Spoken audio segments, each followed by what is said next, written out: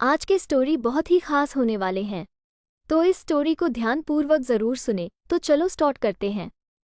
डरते हो अपनी पत्नी से या जोरू के गुलाम हो? हाँ हाँ हाँ, इतना कहकर माधव का दोस्त हंस पड़ा और उस पार्टी के सभी लोग हंस पड़े। माधव को गुस्सा आया और उसने वहां रखी शराब की बोतल उठाई और उठाकर पीने लगा। लो देख लो, ना मैं जोरू का गुलाम हूँ और ना किसी से डरता हूँ। इतना कहकर वो पार्टी से निकल गया और जब घर आया तो होश में नहीं था। ये तो रोज रोज का हो गया है, जब देखो पार्टी होती रहती है। विभा ने मन ही मन सोचा, कितनी बार कहूँ आपसे कि मत पिया करो इतनी, पर कभी भी मेरी बात नहीं मानते हो। विभा ने जब माधव से कहा तो उसे गुस्सा आया। मैं कोई जोरू का गुलाम नहीं हूँ तुम्हारा, और ना ही तुमसे डरता हूँ। मैं जो चाहे वो करूँ। ऐसा कहकर वो सोने चला गया। सुबह जब उठा तो उसे होश आया और सोचा कि रात में मैंने अपनी पत्नी को ये क्या कह दिया। वो मन ही मन पछताने लगा और अपनी पत्नी के पास गया और बोला, मुझे माफ कर दो। मैं नहीं चाहता कि मैं तुम्हें दुखी करूं, परंतु मैं क्या करूं? अगर पार्टी में नहीं पीता तो सब लोग मुझे या तो जोरू का गुलाम बोलते हैं या कहते हैं कि मैं अपनी पत्नी से डरता हूं। मुझे माफ कर दो, आगे से मैं ऐसा नहीं करूंगा। अपने पति की बात सुनकर विभा को लगा शायद वो अब से ऐसा नहीं करेंगे। वो बोली, अच्छा ठीक है, माफ किया और हंसते हुए कहा कि चलिए नहा धो लीजिए, मैं आपके लिए चाय बना कर लाती हूँ। कुछ दिन बाद, विभा सुनो, आज मेरे एक दोस्त के जन्म दिवस की पार्टी है, आज शाम को मैं वहां जा रहा हूँ। माधव ने कहा। इतना सुनकर विभा ने कहा, आज फिर? इतना कहकर वो रुक गई तो माधव बोला, अरे यार, आज मैं नहीं पीऊंगा बस। अब तो खुश। इतना कहकर दोनों हंस पड़े। विभा को लगा शायद अब ये बदल चुके हैं और नहीं पिएगे। रात के 2 बजे किसी के घर आने की आवाज आई। विभा ने जाकर देखा तो वो देखती रह गई। आपने तो कहा था कि मैं अब कभी नहीं पीऊंगा, पर आप तो फिर से। इतना बोला ही था कि माधव बीच में ही बोल पड़ा, मैं कितनी बार तुमसे कहूँ मैं तुम्हारा गुलाम नहीं हूँ। ये मेरी जिंदगी है, मैं जैसे चाहे वैसे रहूँ, समझी तुम? गुलाम नहीं हूँ तुम्हारा, बिल्कुल भी नहीं। और ऐसा कहकर उसने विभा को धक्का देकर अपने कमरे में सोने चला गया।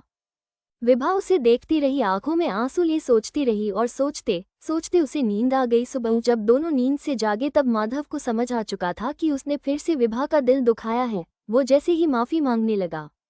विभा बोली, अब बस हर बार आप यही करते हैं, पहले पी के आते हैं फिर माफी मांगते हैं, मैं अब आपको माफ नहीं करूंगी।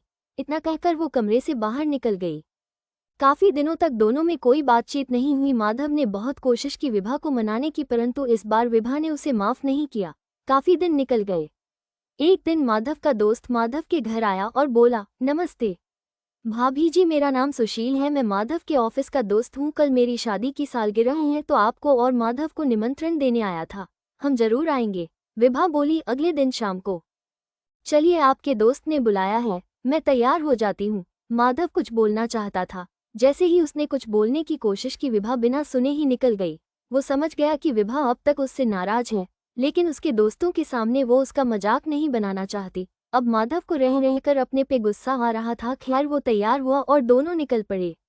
पार्टी एक होटल में रखी गई थी। बहुत ही सुंदर होटल सजा हुआ था, लेकिन विभा ने एक तरफ देखा तो देखती रह गई। उस तरफ शराब की बोतलें थी।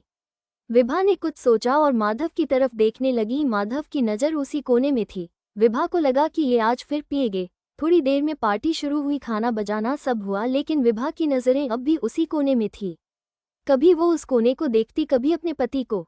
अरे माधव, आज नहीं पिएगा क्या? सुशील ने जाम हाथ में लिए बोला। अरे आज कैसे पिएगा, आज तो भाभी जी भी साथ है। हाँ हाँ हाँ, ऐसा कहकर सारे दोस्त हंस पड़े। लेकिन आज माधव को गुस्सा नहीं आया। वो उस कोने में गया जहाँ शराब रखी हुई थी। उसने शराब की एक बोतल उठाई और कहने लगा, आप लोगों को लगता है कि यदि कोई आदमी शादी के बाद नहीं पीता है तो वह या तो जोरू का गुलाम है या वो अपनी पत्नी से डरता है।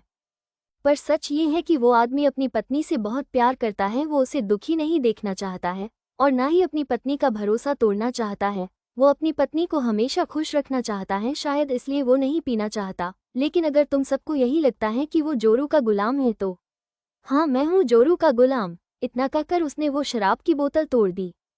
आज विभा उसे देखती रह गई। सारे हॉल में तालियों की आवाज आने लगी। भाई वाह, सच कह रहे हो तुम, वाकई सच्चा प्यार करते हो अपनी पत्नी से। जो लोग थोड़ी देर पहले उसे जोरू का गुलाम कह रहे थे वही लोग बोले। माधव और विभा अब अपने घर जा चुके थे।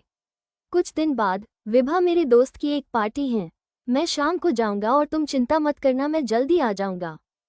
विभा ने अन्य ढंग से हाँ कहा था क्योंकि उसे लगा उस दिन तो मैं इनके साथ थी पर आज तो अकेले जा रहे हैं।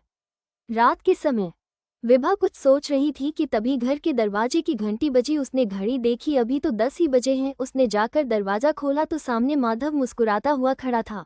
क्यों विभा जी, हमारा ही इंतजार हो रहा था क्या? कहकर दोनों हंस पड़े। विभा ने देखा आज इन्होंने नहीं पी। अब उसे माधव पर पूरा विश्वास हो गया था कि माधव अब बदल चुके हैं। वो बहुत खुश थी। एक नई सुबह उसका इंतजार कर रही थी उसकी खुशियों के साथ। जब कोई पति अपनी पत्नी के लिए, उसकी खुशी के लिए कुछ करता है तो या तो पति के घरवाले या उसके दोस्त और समाज उसे नीचा दिखाने की कोशिश करता है। उसके लिए तरह तरह के शब्द जैसे जोरू का गुलाम, इशारों पर नचाती है या उसे डरपोक कहा जाता है। पर ऐसा क्यों? क्या एक पति अपनी पत्नी को खुश रखने के लिए उसका साथ नहीं दे सकता? स्वयं विचार कीजिएगा। ये स्टोरी आपको कैसा लगा कमेंट में ज़रूर बताना। अगर आपको अच्छा लगा तो मेरे चैनल को लाइक शेयर सब्सक्राइब ज़रूर करें। मिलते हैं नेक्स्ट वीडियो में, तब तक के लिए बाय।